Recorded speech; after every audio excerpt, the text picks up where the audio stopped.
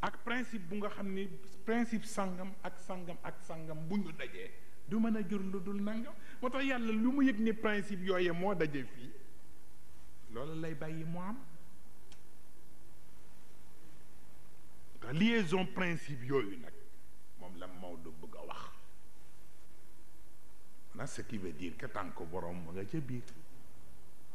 waaw looloo tax dama koy wax benn mbokk mustarchid ñuy dem ca tefes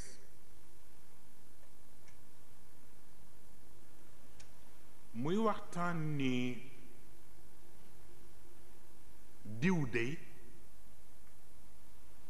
bu defoon nangam moo gën a noppale ci moom ma ni ko li noppale ki yàlla yéene noflaay koy am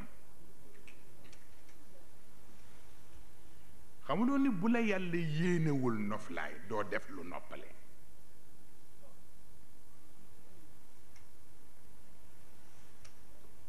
parce que achox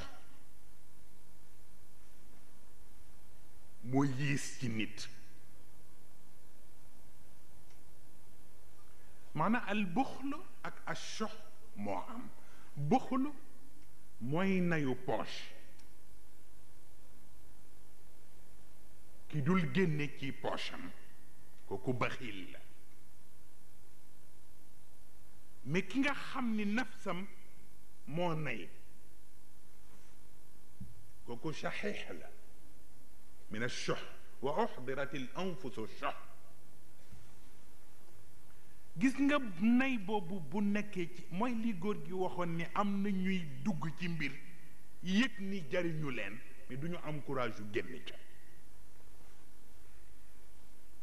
parce que nay boobu téye seen bakkan ndax daraja mooy taxit nga fekk lu la war a noppal doo nangoo def li noppale parce que yàlla yónneewu la noflaay